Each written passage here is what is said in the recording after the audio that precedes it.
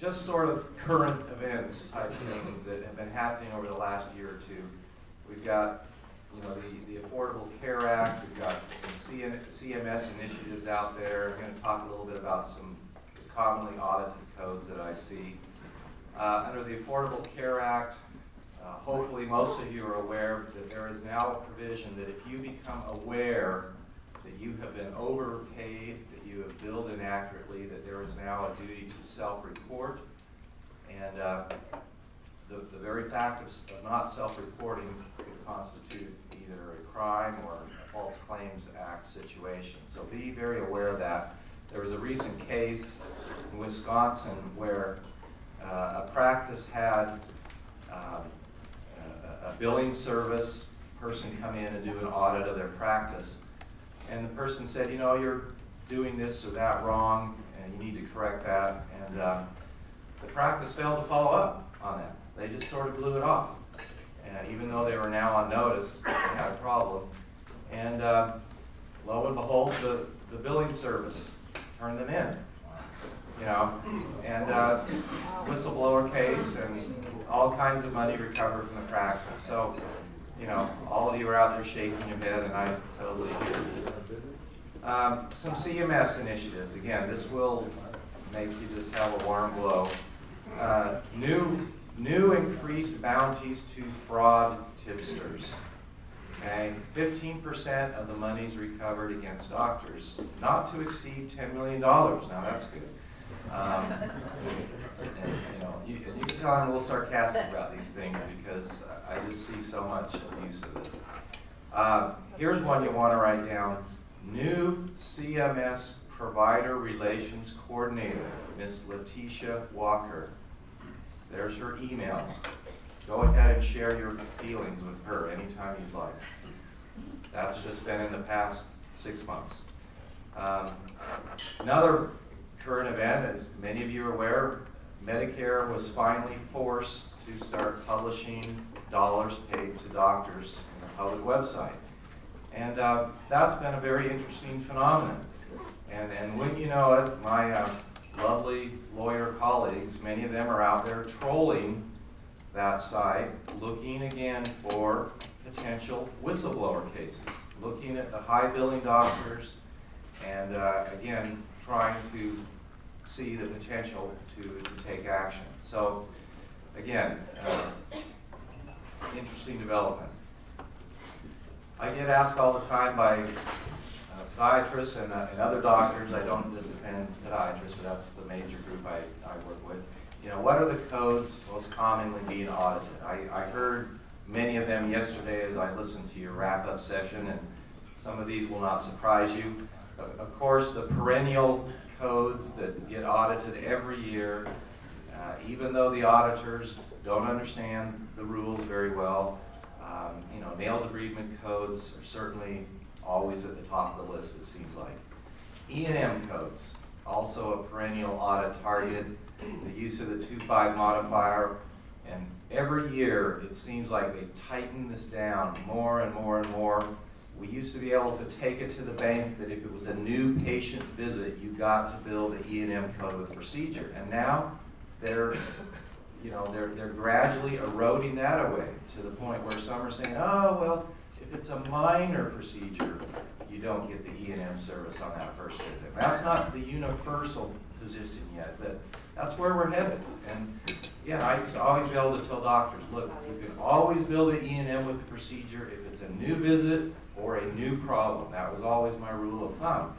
And in many cases, that's still true. That's, again, eroding away, unfortunately. Nail avulsions. We, in some of the eastern seaboard states, Connecticut, New York, and some other places, we're seeing criminal prosecutions and convictions. Doctors saying they're doing nail avulsions when in fact they're doing these little slant back things where they're nipping the corner of the nail off, and they're calling that an avulsion. And they're not doing anesthesia. They're not going down to the eponychium, which the government kind of considers to be the hallmark of an nail avulsion. You know, and So that's a huge area of concern and problem. I'm representing a very unfortunate doctor right now who's in a lot of trouble over this very issue. Wound care codes.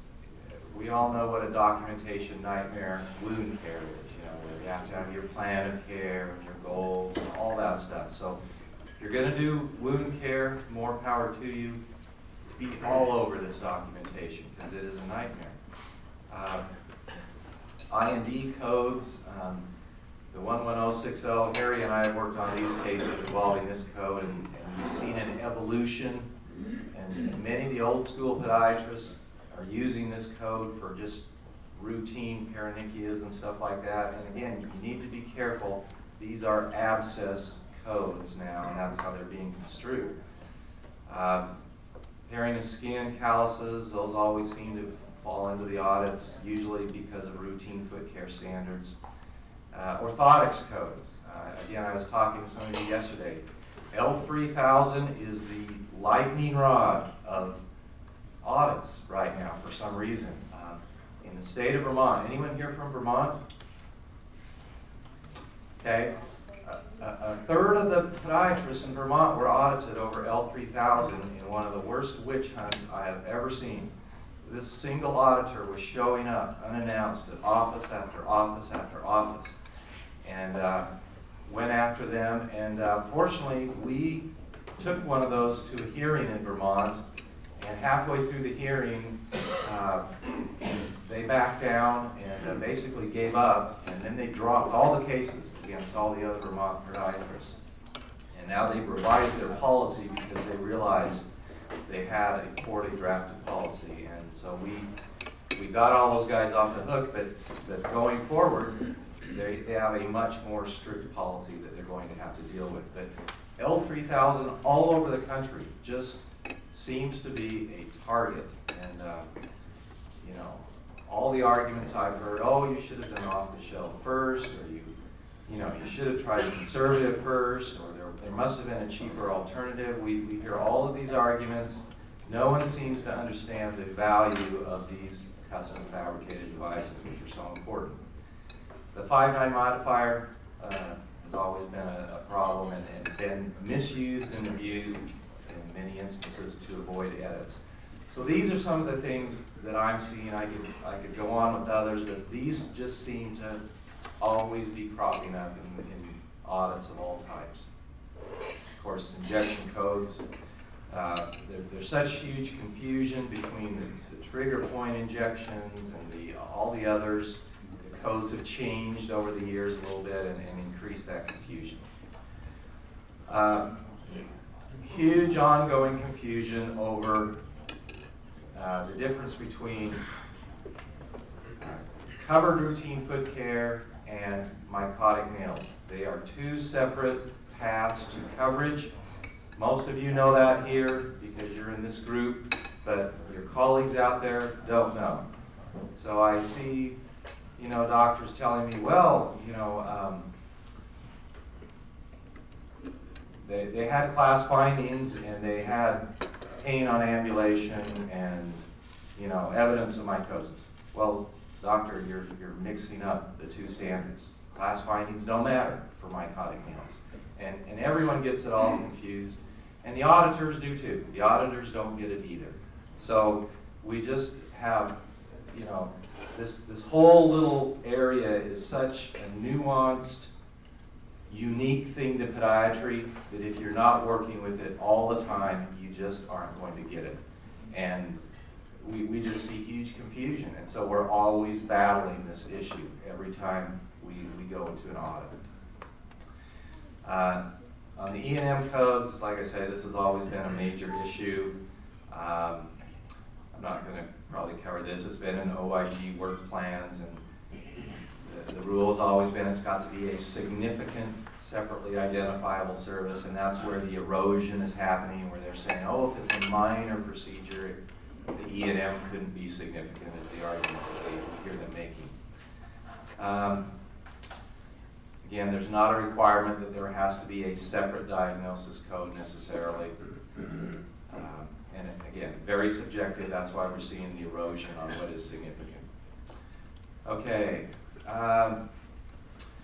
For the avulsions, again, going down to the eponychium seems to be the key there, and either documenting that you used the local anesthetic or that the patient refused or is neuropathic. So again, you need to say that in your chart. It's not good enough to argue later, well, I didn't do it because they were neuropathic. You've got to have said that in your chart to avoid a denial there. Again, some further things to look at. If you do both lateral and medial border, you only get to bill for one. And you cannot bill an IND and an avulsion at the same time on the same nail. That would be a CCI problem. Some other audit problems we're seeing out there. Failure to sign and date progress notes. Now, in the age of EMR and EHR, that's not quite as big as it was when people were just handwriting stuff, but it's amazing. Even in this day and age, I still am defending audits where the doctor didn't sign a note. I mean, what is that about? You know, I mean, sign and date your note, for heaven's sake. That should be just like, you know, routine. Still, around the country, a lot of places where the doctors are having their assistants do debridement for Medicare patients. Okay? That might be okay for private insurance folks, but for Medicare, no, it is not. And there are criminal prosecutions going on for that. And I have a lot of doctors who want to push back to me on that and say, oh, we've got to do it, we couldn't make money otherwise, da-da-da-da-da. I'm telling you, you put yourself at a huge risk. If you are having your assistants do routine foot care, nail debridements. Cloning of notes. This was usually not a big problem in the days of handwriting notes, but with EHR, oh my goodness, this has gotten worse and worse and worse.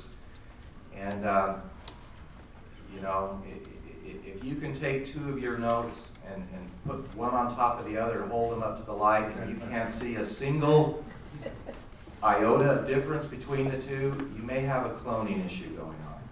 Okay? And we do see that a lot. And auditors actually do that little test of holding up to the light. And every single letter and word on the page is the same. DME documentation, just like wound care, this is a documentation nightmare. You know, the 30 standards you have to comply with and all of that. And if you don't have your little invoice and receipt and warranty and all these things, you know, these auditors, they are looking for a reason to deny payment. And if you give them a reason, they will do that. Place of service, we just seem to have confusion. You know, is it a assisted living? Is it group home? Is it a home visit? Is it a nursing home? You know, be very careful in your use that you are precisely using the correct code there. There's some experimental investigational things that are getting people in trouble. The platelet therapy is one. There's another one I've seen with electrical current, what I can't remember, CES or some name like that. Is that ringing a bell to anyone, where they use electrical current to do some kind of healing process? MLS laser. No, it's not a laser. It's using. It might be. Yeah, I forget all the acronyms, but it's using some kind of pulsed electrical current to aid in healing, is what it is. That's being targeted by the blues a lot. Overutilization of ultrasound. Again, we see doctors who buy these machines and they really want to get a return on their investment, and they're just using them for everything, even using them in place of x-ray, just, you know. So be careful with overutilization there. Nursing homes and standing orders, that's been an issue for a long time. Having your billing service assign modifiers. We go into offices all the time and we talk to them, okay, you know, how does your billing process work? And they tell us, well, I, the doctor, I fill out the super bill, and I tell the billing service what code to bill. And then they send the super bill off, and the billing service enters all the information, and then they are entering the modifiers as well. And they don't have the medical record in front of them. And folks, you cannot properly code a modifier if you do not have a medical record. You cannot do that, okay? And so on your super bills, you need to be specifying the modifier, whichever one it be, for the anatomy, for the 5.9, for the 2.5, whatever it may be. You need to be the ones assigning that and not letting the billing company guess, which is what they're doing when they put that modifier on there without the medical record.